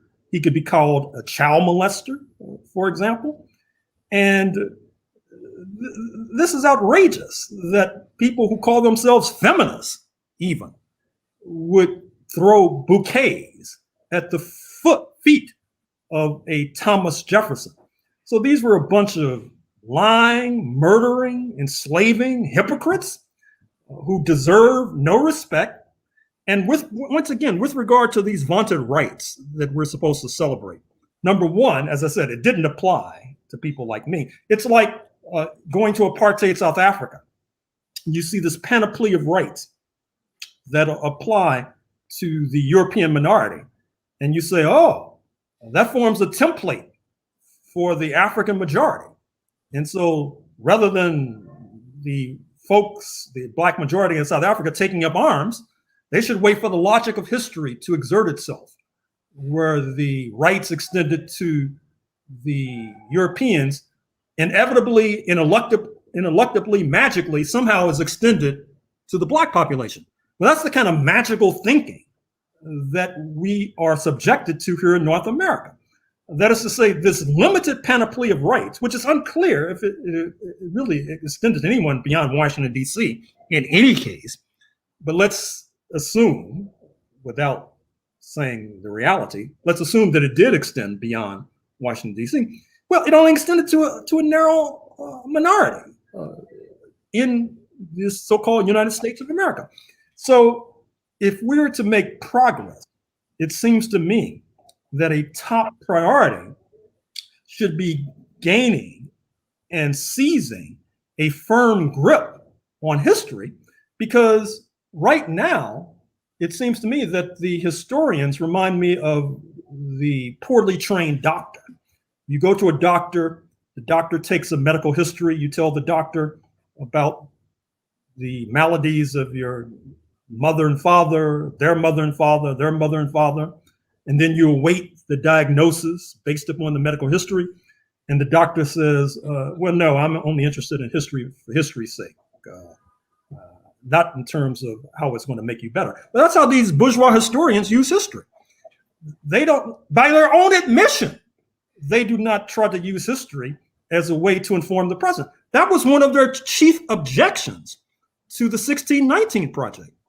It wasn't just that Nicole Hannah-Jones, the architect, had the audacity to suggest that 1776, a revolt spearheaded by slave owners, may have had something to do with slavery, believe it or not. It was also the fact that she sought to connect the terrible, atrocious conditions that many of my people face today with slavery. And it seems to me that if you're going to explain the disproportionate imprisonment rate of Black Americans, the fact that we're disproportionately suspended from schools as children, you're either going to say that there must be something wrong with these people, they're a problem people, or there's something wrong with the society. And of course, when we try to point to the latter, that leads to this plethora of cascading legislation against so-called critical race theory, which many of these legislators wouldn't know if it smacked them in the face, which basically seeks to circumscribe the accurate and true history of indigenous dispossession and genocide and mass enslavement of Africans. The state of Texas, of course, has been in the forefront of this. And you may have heard that these mainstream liberal writers just wrote this book, Forget the Alamo, where they tried to suggest that Texas seceding from Mexico in 1836 has a lot to do with Mexico abolishing slavery in 1829 under a president of African descent, Vicente Guerrero. Recall my point a few moments ago about Catholicism and religion being a qualification for settlement, and England moves to race. So therefore, you don't get the first Black president until the 21st century. So Texas, Sam Houston, Stephen F. Austin, Davy Crockett, William Travis, Jim Bowie, these other cutthroats and freebooters, rather than accede to abolition, they secede. Just like, for example, rather than accede to what was thought to be abolition in the 1770s, there was a secession. And just like there was a secession in 1861 by the Confederate States of America that fortunately was squashed. And that's one of the reasons why Texas is sort of in the forefront. I strike sort of. It is in the forefront. It is in the vanguard of reactionary politics because it's basically the United States squared. The United States is built on a foundation of slavery and anti-abolition. Texas is built upon that same foundation, except it goes one better. Because after 1836, you see Texas continually trying to seize Mexican territory. In fact, you could probably make an argument that they have not given up to this very day. Yeah. And that's why it's so important to talk about settler colonialism. I think that's such a critical part of this whole entire question, and so many are avoiding it. I just want to read a quote, if I may, from your against what left-wing white nationalism, because the conclusion of it, I think I want to get into in more detail, if you would. But you say that African Americans in particular sliced neatly the Gordian knot of oppression historically by forging alliances beyond the confines of settler colonialism, with ties to the indigenous, antebellum Florida or Haiti post-1804, or London 1776 to 1865, or Tokyo pre-1945, or Moscow post-1917, or independent Africa in the Caribbean post-1960. What does this mean for today? It means rejecting the new Cold War against Russians and Chinese, instead forging alliances with both. It means linking demands for reparations nationally with like-minded struggles in the Caribbean and Africa.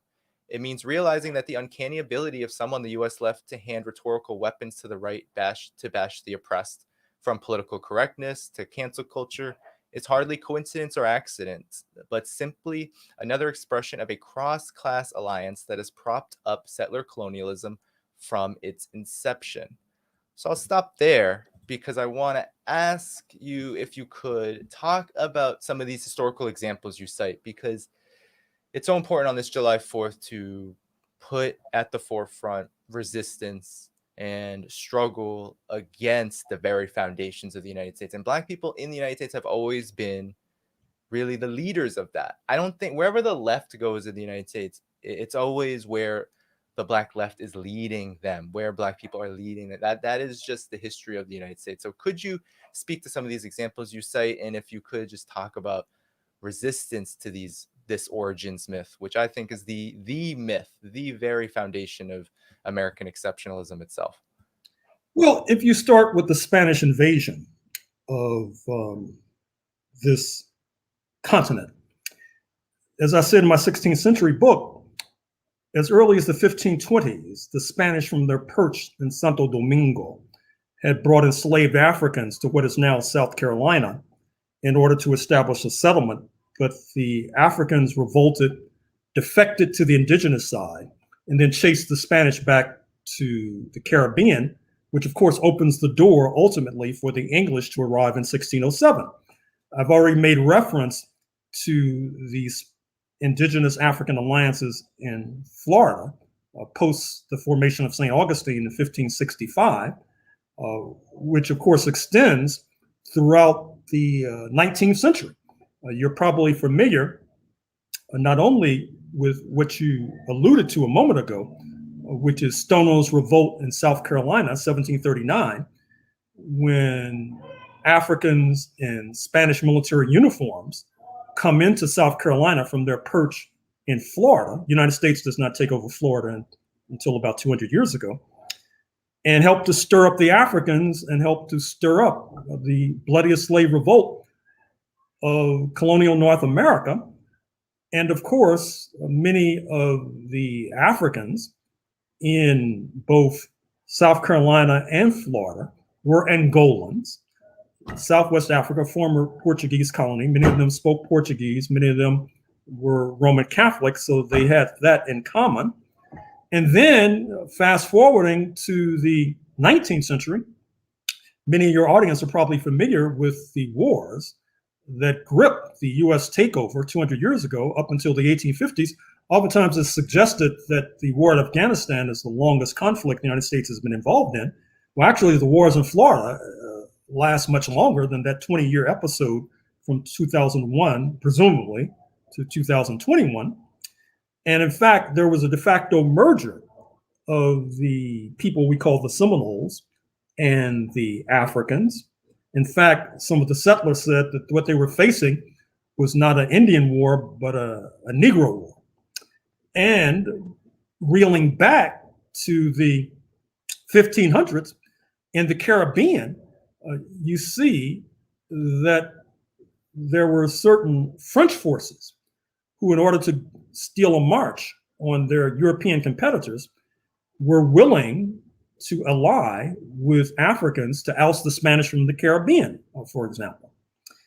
Indeed, I think it's fair to say, as I say in my 16th century book, that when the English wound up triumphing, including their revolting offspring post-1776, that was the worst of all possible worlds for the indigenous and the Africans, because the English mantra, as we know, was the only good Indian is a dead Indian. Whereas as bad and as horrible as the French were as colonists, and even as the Spanish were as colonists, the English were probably the worst of all. So we got the worst of all worlds. And I think it's also fair to say that this relationship with the indigenous population is one of the major themes of the early history of the United States of America. And I should also say that the relationship with the Mexican population is one of the central themes of the early history of the United States. That is to say that one of the points of conflict between the settlers here and Mexico was that Mexico would not return enslaved Africans who fled south of the border. This was a major property and capital loss on the part of the enslavers, which inflamed their ire and made them want to liquidate Mexican sovereignty altogether. In that article you quoted from, you made reference to the 20th century alliances, post-1917, Russian Revolution, even the alliance with Japan on the part of Black nationalists, which I wrote an entire book about. So that is one of the reasons we have been able to escape the horror and the terror that these settlers had in store for us. Because I think you have to realize that the African presence in North America precedes the English presence, as I've already explained. And you should also know that there was a battle royal as to who would wind up prevailing in North America. This multiracial alliance that involved indigenous and Africans in the first instance, and the white united front, if you like, that still prevails today, I'm afraid to say. And sadly and tragically, it's the latter that prevailed, and which now leaves us with, as I said in that article you just so kindly quoted from, leading us to confront not only the right-wing white nationalists who are baying for blood, who have a knife in their teeth, who are willing to seize power by any means necessary, and their left-wing apologists, who I'm afraid to say, if they're not careful, they'll wind up being liquidated too. Yeah, it's so true.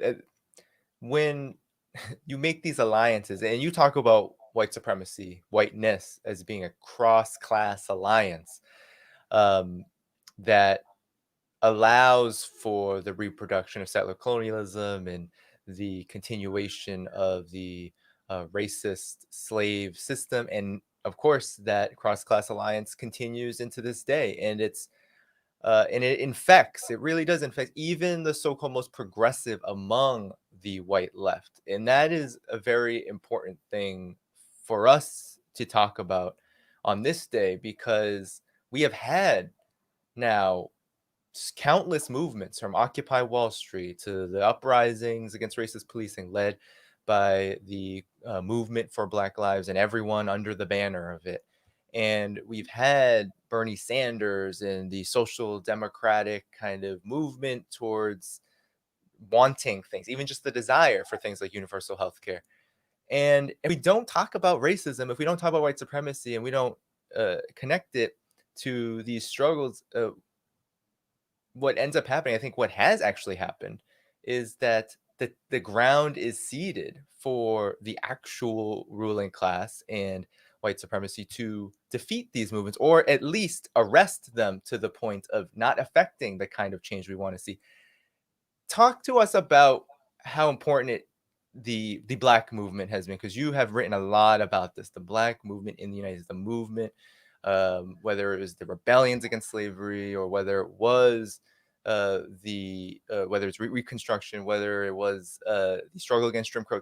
Tell me how these movements have shaped any kind of progress that has happened in the United States. Because a lot of times this assumption, I think this kind of this attempt to hold on to the founding fathers and what they represent, tells a story of the United States. It tells a story that if we just sit around and let the makers of history do their thing, then things will get better, right? And you said earlier on in this conversation, don't you dare credit the founding fathers with any kind of progressive change. Well, I think the idea that this country just becomes more and more progressive, improves more and more as it makes these mistakes, I think tells a particular story of the United States, and it erases the struggle of Black people. It erases that liberation movement. It erases all of its different iterations and the forms that it took. So could you talk about what is the role of the Black liberation movement? What is the role of Black people in the progress that has been made globally and domestically, if you would? It's a big question, but I thought I would ask it. Well, to tackle your previous point first, that is to say, there's this mythos that somehow progress is inevitable in this country. The expansion of democratic rights is inevitable, which is very demobilizing, because if it's inevitable, well, maybe we don't even have to struggle for it. And what this elides is that the expansion of rights has been met with fierce resistance.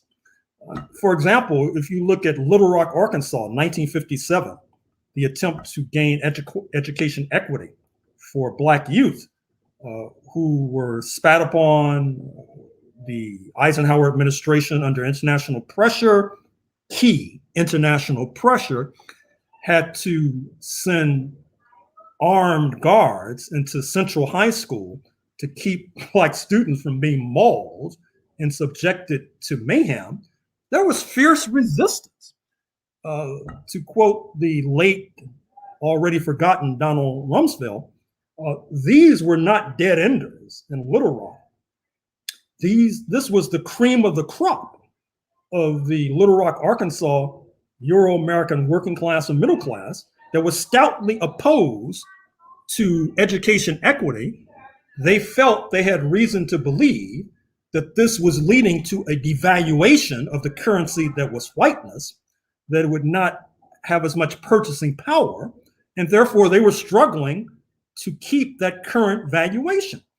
This was not unique to Little Rock. You saw a similar struggle in Oxford, Mississippi, 1962, when James Meredith, a lone Black student, seeks to desegregate Ole Miss, University of Mississippi, in Oxford, Mississippi, the home of William Faulkner, the celebrated novelist, amongst others. Of course, once again, there had to be soldiers on campus to protect them from being torn from limb to limb. There was fierce resistance in Boston, once again, over the question of education equity in the 1970s. Look at the prize-winning photograph from Boston of this Euro-American man wielding a US flag against this Black man in a three-piece suit, using it as a spear to try to decapitate him. There was fierce resistance in Yonkers, New York in the 1980s with regard to housing desegregation. So what helps to push victory across the finish line for us, once again, is what I highlighted a moment ago: international pressure. The right wing and their acolytes feel that the moment has now arrived for them to turn the tables and to push us all the way back, not only before 1954, but heaven forfend, before the 20th century even. And speaking of before the 20th century, if you look at the constitutional amendments that come out of the US Civil War, for example, the 14th Amendment, guaranteeing equal protection under the law, designed to protect the rights of Black people. Ultimately, of course, it's used to help to substantiate everything from gender equality to marriage equality, for example. If you look at the 15th Amendment and the struggle around the right to vote and its progeny, which had included the Voting Rights Act of 1965, it had been used also to make sure that there were bilingual ballots in San Francisco and in San Antonio, Texas, for example. So that illustrates your point about how this Black struggle was in many ways a struggle on behalf of working class people. And you see this as well with the Juneteenth holiday. Now, I have a critique of the history of Juneteenth. This is a subject I've happened to study. It'll be in one of my forthcoming books. But at the end of the day, it's unavoidable that this paid holiday will not only be paid holiday for Black workers, it'll be paid holiday for all workers. What's the last paid federal holiday? Martin Luther King Day, 1983. So once again, this being able to work, not work, and be compensated, which is what a holiday is, that's a gift from us to the class, to the working class. And this is an example as well of trade union struggles. That is to say, I wrote a book about Ferdinand Smith, who was the #2 leader in one of the most important unions in the United States of America, the National Maritime Union, which had a stranglehold because of its workers on vessels, a stranglehold on exports and imports. And of course, he was Black, Jamaican origin. As the Red Scare attains liftoff, he's sent back to his native Jamaica. The living conditions and the workers and wages and working conditions for sailors plummet to the point now where U.S. vessels are basically floating slums, and the victories gained by that union have gone down the drain to a large extent. But that helps to illustrate this pivotal role of Black workers in particular, whose many struggles have benefited the entire working class. Thank you. That was great. Incredible history that everyone needs to know, I think. And I want to pivot because we have about 10 minutes, 15 minutes left. And I want to pivot to this point that I hear a lot, and I think you make a lot of good arguments to counter it, that we need more unity between the left and the right? We need to be, we can't be calling everyone racist, right? And it drives me crazy sometimes because what I think is being said is that we need to ignore the roots of the United States and the fact that they continue to play out in the things that you mentioned earlier.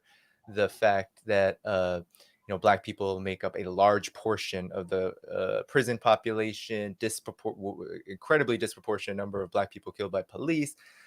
Black wealth is zero, even though white Americans are not doing too well right now either, right? 40% about our asset poor. Black wealth in the United States is trending towards zero. And there's no way you can separate the roots of the United States and the ongoing legacy and continuation of white supremacy with that fact. So if you could just talk about how we should counter this idea that we need to unify, even with forces that consider themselves racist, because I know the struggle, I'm from Boston myself, and you mentioned the 1974, the struggle, the racist reaction to busing and desegregation. Boston was one of the last cities in the country to desegregate. And I know people who are in that struggle and I can tell you that a lot of working class whites were a part of that racist reaction in South Boston, et cetera. And that trend continues into this day, and we have to cope with it. We cannot avoid the fact that a lot of our working class brothers, sisters, people of the white persuasion do harbor racist attitudes. And not only do they harbor racist attitudes, but they can be mobilized, as we saw with these endless wars in the U.S.'s expression of empire. White Americans of all classes tend to be the most supportive of imperialist aggression, regardless of the intervention we talk about, whether it's now the new Cold War, Russia, China, or Iraq, Afghanistan, all of that.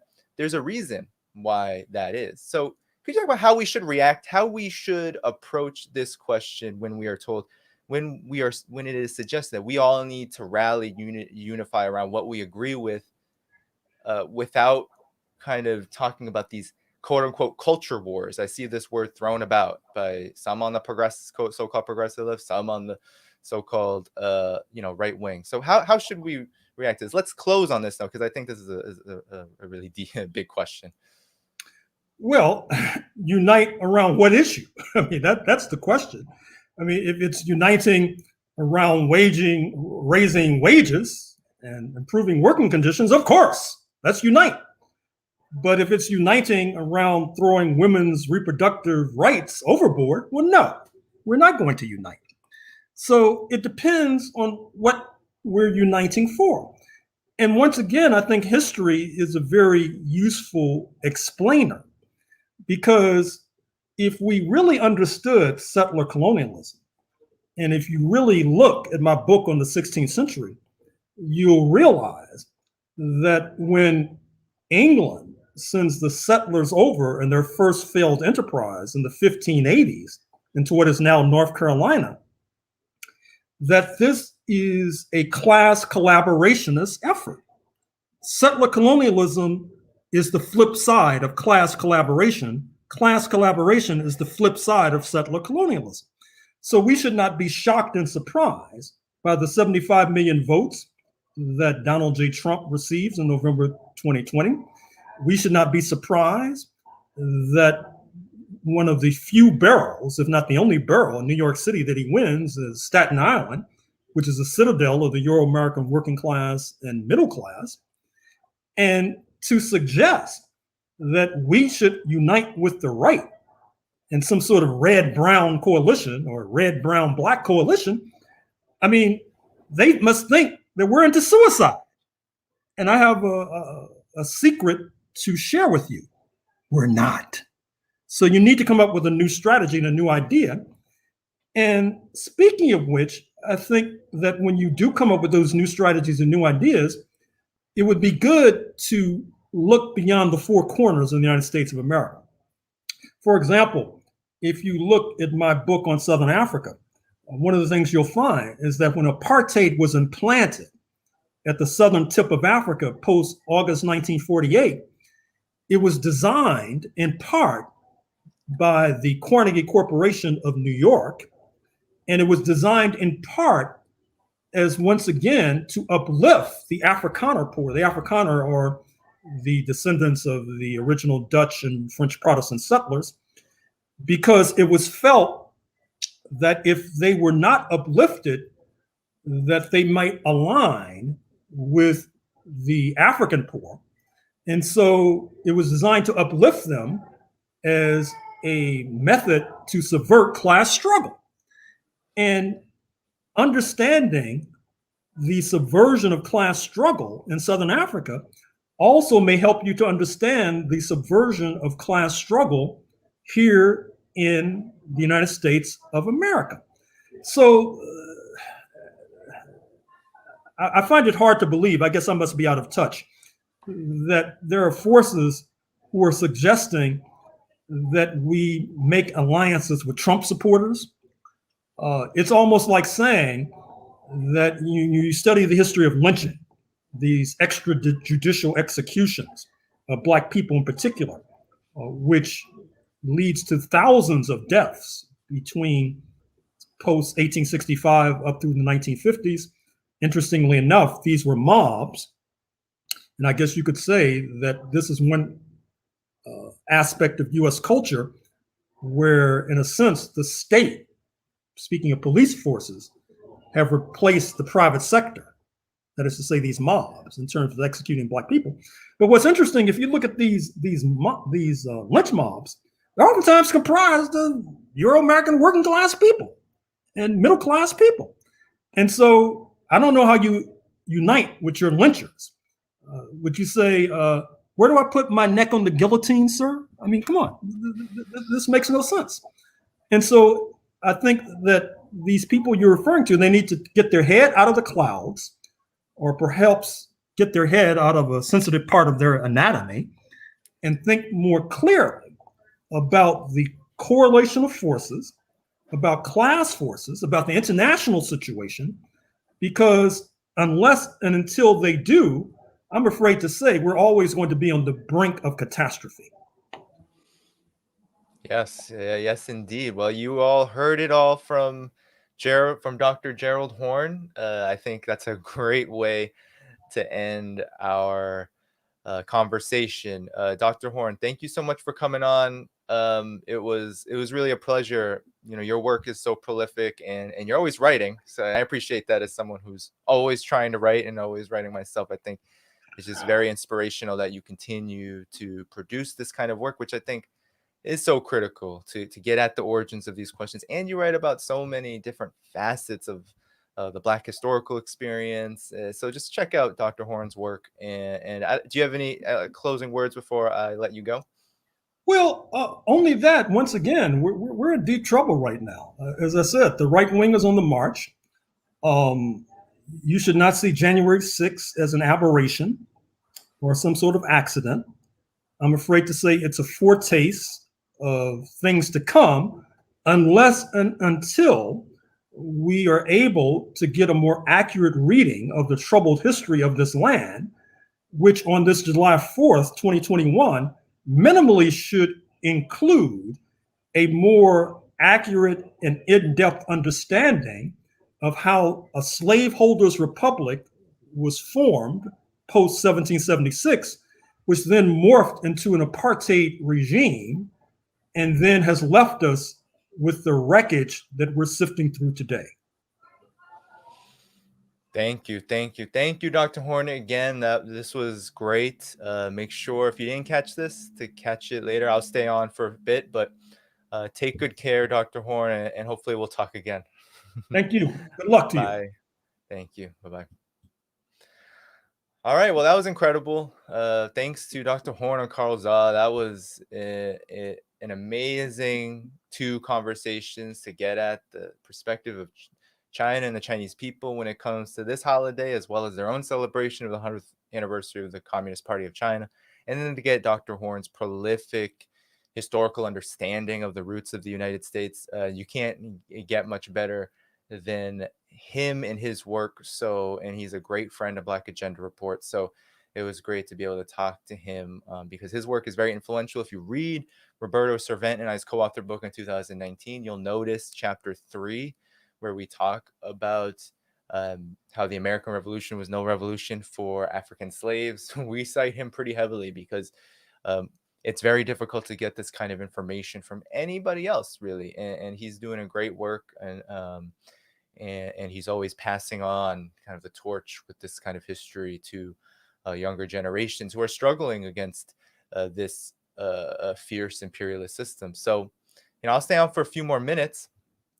For all of you who are on, though, it was great and very much appreciated that you stayed on and caught this. You can, of course, catch the whole thing if you came in late. But please do subscribe to my Patreon at patreon.com/DannyHaiphong and support the work that I'm doing. I'm writing on the regular, weekly, doing this monthly, trying to get in special streams like this and trying to do this work. And the support is very much appreciated if you're able.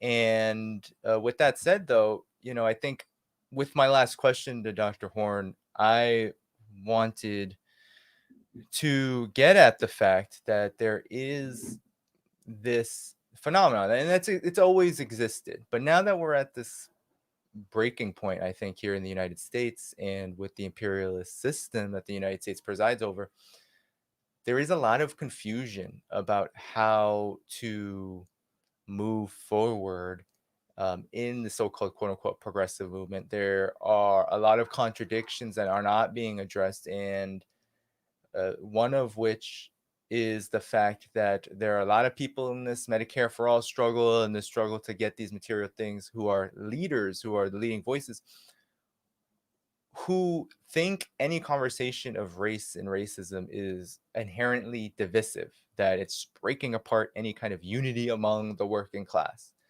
But if we were to understand the United States' history, we have to understand that the formation of the working class in the United States itself has always been seeped and steeped in the process of white supremacy. And so what has happened is that a lot of liberals, right, the liberal elite, they have exploited the obvious trend that there's this divergent class struggle for Medicare for all, the Green New Deal, and this movement against racist policing that has not really acted or interlapped in a broad way and in a very concrete, organized way. And they've exploited that to create a what is actually a divisive conversation, which says that, okay, well, talking about racism is just culture wars and it divides the working class. And on the other side, race is the only problem that the United States has, and that we can just diversify, right, our way out of it. We can just prop up a certain segment of, let's say, the Black American population, the Latino, Latinx, however we want to frame it, that segment of the population, prop them up into positions of leadership, and then that will in effect create the quote unquote change we want to see, right? And there is that constant tension between those two trends that the the actual ruling class is exploiting and is ultimately shaping to their advantage that ideological conversation. So we need to be the ones who talk about white supremacy in its relationship to the, as Gerald Horne said, the correlation of forces, the actual existing situation that we live under, this, and we have to name it, this American capitalist imperialist system. That's what we have to do. And we have to look beyond, of course, the four corners, as Gerald Horne said. We need to look abroad. He claimed in his article that we need to forge solidarity with Russians, with the Chinese, with nations all over the world that are under the gun from imperialism. And that really is the beautiful thing you can learn from the history of Black struggle in the United States. And that is always in process and ebbing and flowing, depending on the particular state, the particular moment we are in, right, over the course of history. So definitely check out his work. But we need to keep having this conversation, because I see it all over the place. I just there's all this stuff happening in the progressive media space, is smearing, infighting, and we see who's committed to principles and who is not, right? We see certain YouTubers, we see these forces, they are having a hard time kind of grasping this moment, right? After the Bernie Sanders phenomenon, after Bernie Sanders 2 times, right? He's in it and then he's out of it, right? The establishment took the rug out from under him. We see these uprisings against racist policing, and then you see the nonprofit industrial complex. You see the reforms come in, and you see them die down. You see now that we are in this point of, again, figuring out which way to go. And the only way we're going to get out of this mess is if those of us who want to organize the working class into a revolutionary movement in the United States, we are going to have to reconcile and reckon with race and racism. We're going to have to reconcile with the roots of the United States that July 4th in the celebration represents, right? We are going to have to talk about mass incarceration, mass Black incarceration, right? Nearly 40% of the prison population is comprised of Black people, and Black wealth is on the way toward being zero. Nearly a quarter of all those killed by police are Black American. I think Black men at this point are making nearly 50 cents on the dollar, 56 cents on the dollar to white Americans. This is a real problem. Racial discrimination is a continuing problem. And the roots that Gerald Horne talked about also inform the empire, the American empire. It informs the ideological expression of it. When you hear Syrians, Russians, Chinese, all of them being smeared, their governments being demonized, regime change wars being waged, racism is always really at the heart of that campaign, right? It's this inherent understanding of the United States as superior, and the Western world as superior to all others, that all other countries and peoples who are not within the orbit of the US and West are inferior.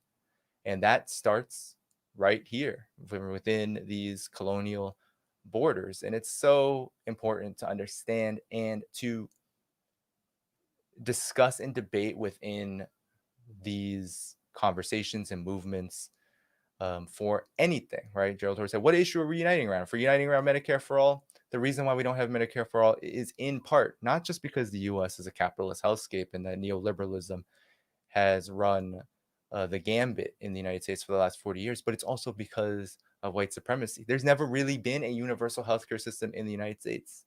Why is that? And it's because there's always been a tiered system, because there's always been tiered treatment of segments of the population, the occupied and the occupier, the enslaved and the slaver, the slave master.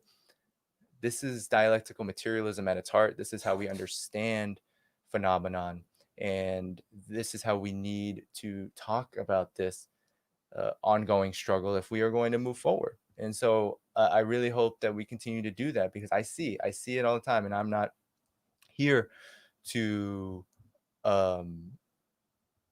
demonize or condemn anyone, but I see people getting entranced by the lab leak theory, right? I see people talking about January 6th as some kind of working class uprising. I see that in it, and it's troubling because it speaks to this continued problem on the white left that there isn't a capacity to ground our struggles in the formative experience and the formative roots of racism and white supremacy. And we need to do that really now more than ever, because that is really what's dividing our movements. It's really dividing our movements. It's creating personal squabbles, and it is exposing the lack of organization that we currently have right now, right? Because the labor movement, these movements, these activist movements and the nonprofit Sunrise movement, etc., because of funders, because of loyalty to the Democratic Party, in financing, all of that, we don't really have the organizations that we need to have it out on these issues, right? Because Black people will continue to fight for their freedom, for their self-determination, against racist and white supremacist oppression. And that will take economic form as well. But we don't have mass organizations here in the United States where we can really debate these things. And in the independent media, we're going to have to start thinking about that, because the hostility toward us is real. That's why we're always talking about, hey, support us on Patreon, support us here and there. It's because it's really difficult to get our word out. These corporations are consolidated, they are unified, and they are working towards suppressing the message of truth. And they're looking to suppress the analysis and the investigative journalism that a lot, a good handful of people, and it's too few, but a good number of people are trying to do. And so we're going to have to also figure out how to unite and how to build real organizations to support each other rather than just supporting ourselves. So these are all big questions, but I wanted to thank you all for coming. I do have to go now. It's time for me to help out with things here in the home. So yeah, on this July 4th, just continue to expose the roots of this system, these rotten roots, because the more people that are exposed to that, the better off we're going to be in the long run. And the more we will have the capacity to have a real public debate about which direction this massively declining empire will go in the future. Will it go towards in the way of collapsing and being replaced with a more sustainable system that can address the needs of humanity, or will it go in the way of the path of destruction that it currently is on, which threatens all of humanity, whether it's endless war, austerity, or environmental degradation? We can go on and on. Racism being at the heart of all of those things. That's really what we are fighting against, and really what we're up against right now is which way forward from here. And thank you all for coming to this stream and participating in this conversation with two great guests. Once again, thanks to Carl Zha, Dr. Gerald Horne, for their work. Thank you all for coming. Definitely support the work at patreon.com/Danny Haiphong, and also support Black Agenda Report. You can find all those details in the description. With that said, peace out, everyone, and thank you so much for coming.